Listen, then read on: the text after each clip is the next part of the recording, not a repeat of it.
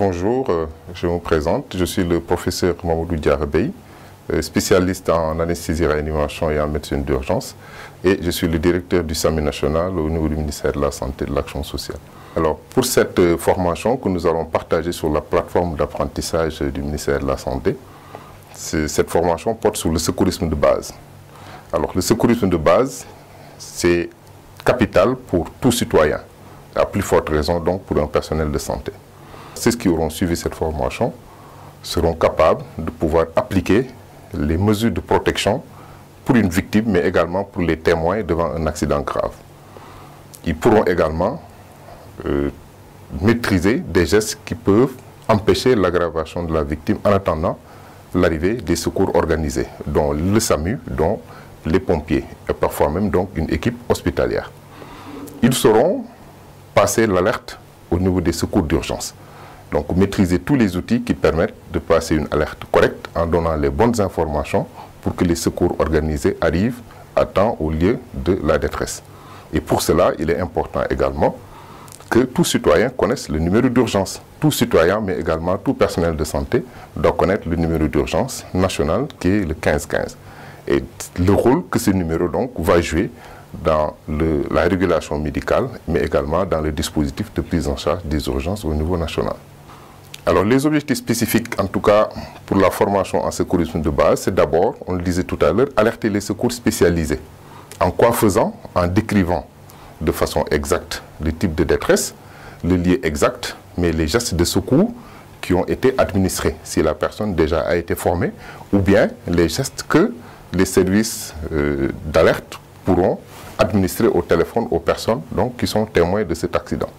Devant quelqu'un qui se blesse, devant un accidenté grave qui saigne, l'apprenant devra maîtriser les gestes à appliquer pour arrêter une hémorragie active. Il saura également comment faire pour libérer les voies aériennes supérieures en cas d'obstruction. Une obstruction peut se passer par un corps étranger, mais également une obstruction des voies aériennes peut se passer quand le sujet perd connaissance et se retrouve couché sur le dos. Et le fait de savoir libérer les voies aériennes et de placer cette victime dans une très bonne position évite l'hypoxie, mais évite également le risque que la victime inhale ses vomissements, ce qui peut être en soi quelque chose de plus grave que la détresse qui en était à l'origine. Il doit pouvoir reconnaître très rapidement une victime qui fait un arrêt cardiaque et de savoir les gestes à appliquer pour réanimer quelqu'un qui a fait un arrêt cardiaque, ce que nous appelons la réanimation cardiopulmonaire de base. Il doit savoir également utiliser un défibrillateur cardiaque, donc qui est un outil que tout individu doit pouvoir utiliser. Donc c'est un outil très simple. À la fin de la formation, on verra qu'il suffit juste d'écouter un appareil, de savoir l'allumer et d'écouter et de pouvoir sauver quelqu'un. Il doit pouvoir également réanimer un noyé. Parce qu'un noyé grave se retrouve soit dans une détresse respiratoire, soit parfois dans une situation d'arrêt cardio-respiratoire. À la fin de la formation, l'apprenant doit pouvoir réanimer quelqu'un qui est victime donc d'une noyade. Il doit connaître tous les gestes à appliquer devant quelqu'un qui fait un malaise. Un malaise peut cacher quelque chose de très grave. Ça peut cacher très simplement quelqu'un qui fait une hypotension, ça peut cacher quelqu'un qui fait un accident vasculaire cérébral, ça peut cacher quelqu'un qui fait également une crise cardiaque. Donc il doit pouvoir donc maîtriser tous ces éléments. Alors cette formation est destinée à tout citoyen. Dans d'autres termes d'ailleurs, on l'appelle même secourisme de base, mais secours civique de type 1. Théoriquement, cette formation doit être obligatoire. Elle est destinée à tout public, elle est destinée à plus forte raison au personnel de santé. En l'occurrence, les médecins, qu'ils soient généralistes, qu'ils soient spécialistes, aux pharmaciens, aux chirurgiens dentistes et à tous les paramédicaux, les infirmiers, les assistants infirmiers, les sages-femmes, les ambulanciers, les blancadiers, les techniciens de santé, les techniciens de surface et même le personnel administratif qui se retrouve dans une structure de santé. Et cette formation se présente ainsi en 8 modules. Le premier module va concerner la protection. Quels sont les moyens à utiliser pour protéger une victime devant un accident grave? Pour se protéger soi-même, le sauveteur, parce que c'est sauver et ne pas périr, c'est pas sauver et périr. Donc il faut savoir protéger la victime, se protéger soi-même, le secouriste, mais protéger également les témoins pour éviter que l'accident se propage sur d'autres personnes, ce qu'on appelle le sur accident. Le deuxième module va concerner l'alerte. Comment donner l'alerte?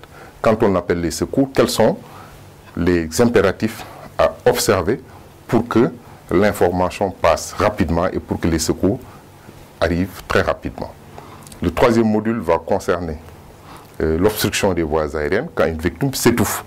On le voit très souvent, quelqu'un qui mange quelque chose de travers, un morceau de viande, ou bien un corps étranger, quoi que ce soit, ou bien un enfant, un nourrisson qui rampe, qui prend une pièce de monnaie, ou bien un autre objet qu'il met dans la bouche, qui se retrouve dans les voies respiratoires, se retrouve dans une situation où la personne ne peut pas du tout respirer. Si vous qui êtes témoin, vous ne pouvez pas appliquer les gestes qu'il faut, cette personne va décéder dans les 3 minutes, voire dans les 5 minutes. Le module 4 va apprendre aux témoins, aux secouristes, quelles sont les mesures à appliquer quand vous êtes devant quelqu'un qui saigne abondamment.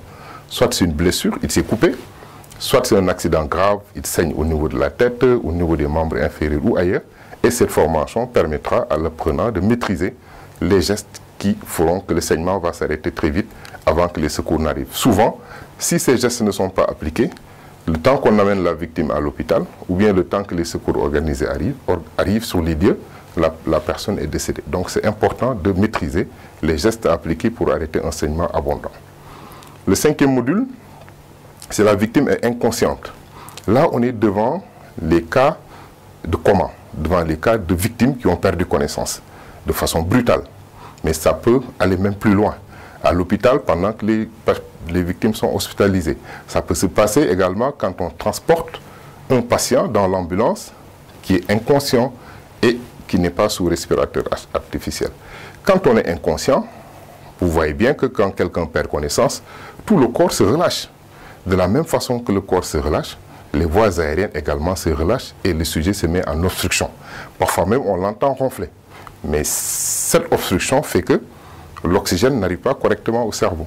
Et le secouriste doit apprendre rapidement les gestes à appliquer pour libérer les voies aériennes, mais également pour placer la victime dans une position qui permet de mieux respirer, mais qui permet également de prévenir l'inhalation des vomissements, donc en cas de vomissement. Le module 6 va concerner la victime qui ne respire pas. La victime est inconsciente, mais elle ne respire pas. C'est juste pour traduire ce que c'est qu'un arrêt cardiaque. Parce qu'on n'a pas besoin d'être médecin, d'être infirmier pour savoir que quelqu'un qui perd connaissance, on vérifie sa respiration. Il n'y a aucun mouvement respiratoire. C'est comme ça qu'on pose le diagnostic d'arrêt cardiaque. Et tout un chacun peut le faire. Et dans ce cas, le cœur ne pompe plus de sang. Ça n'arrive plus au cerveau. Alors, le témoin doit pouvoir appliquer les gestes qui vont amener le sang pour oxygéner le cerveau. Au-delà de 3 minutes, si rien n'est fait, le cerveau meurt. On est dans une situation de mort cérébrale. C'est pourquoi ce module est très important. C'est dans ce module qu'on va apprendre à diagnostiquer un arrêt cardiaque, à appliquer les mesures de réanimation cardio-pulmonaire. C'est dans ce module également qu'on va apprendre à utiliser un défibrillateur automatisé externe, qui, je rappelle, n'est pas pour le personnel de santé seulement, c'est pour tout public. La preuve, maintenant, dans tous les lieux publics, on installe des défibrillateurs automatisés externes pour que tout témoin puisse, en cas d'arrêt cardiaque, donc l'utiliser très rapidement pour sauver cette victime.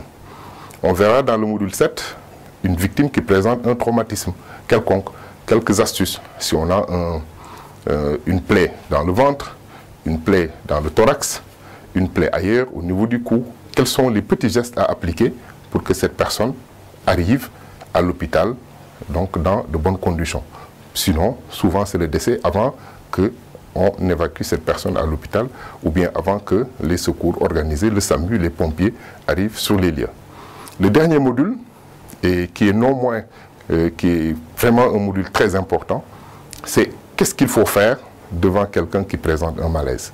Et je rappelle qu'un malaise peut cacher n'importe quelle urgence. Ça peut cacher une hypoglycémie, quelqu'un qui manque de sucre au niveau du cerveau. Ça peut cacher une grosse poussée d'hypertension. Ça peut cacher également quelqu'un qui présente une hypotension. Ça peut cacher également quelqu'un qui va faire une crise cardiaque. Ça peut cacher énormément d'urgences. Et donc, ce module va permettre de comprendre quelles sont les petites astuces à comprendre devant une victime qui présente un malaise. Donc, voilà présenter les différents modules qui constituent cette formation de secourisme. Alors, le secourisme de base, c'est une formation organisée et qui permet d'obtenir une attestation. Et pour cela, il faut suivre la formation et valider toutes les séances, c'est-à-dire tous les modules, théoriquement, mais également apprendre les gestes pratiques qui concernent chaque module, qui concernent chaque situation de détresse vitale. Et l'apprenant doit pouvoir accepter de jouer le rôle de victime. Ça permet de comprendre certaines situations, ou bien de jouer le rôle de témoin. Comment alerter les secours. Et c'est un jeu de rôle qui permet vraiment de se mettre en situation. C'est comme une épreuve de simulation. Il doit pouvoir réaliser les gestes de premier secours au cours de toutes les phases d'apprentissage. Et répéter ces gestes de secours plusieurs fois. Valider au moins une fois au cours de la formation. Et donc, un cas concret en tant que sauveteur et également en tant que victime. Il faut respecter les consignes du cours, donc les consignes seront expliquées. Il faut lire et exploiter toutes les ressources qui seront mises à votre disposition. Et il faut également faire les évaluations et les tests qui seront appliqués à chaque module qui vont permettre de comprendre, qui vont permettre également de revenir sur certains points qui n'ont pas été bien assimilés. Voilà, donc nous voilà à la fin de la présentation de cette formation. Chers apprenants, donc voilà une occasion importante à saisir pour maîtriser des gestes qui sauvent. Et je rappelle que quelqu'un qui fait son arrêt cardiaque à la maison, ce n'est pas l'hôpital qui va le sauver. Ce n'est pas le SAMU qu'on va appeler qui arrivera 15 minutes après qui va appliquer les gestes de survie. C'est vous le témoin, c'est vous le secouriste qui êtes le maillon le plus important de la chaîne de survie. Et donc je vous invite à être vigilant, à jouer le jeu, à respecter toutes les consignes donc, qui seront données lors de cette formation.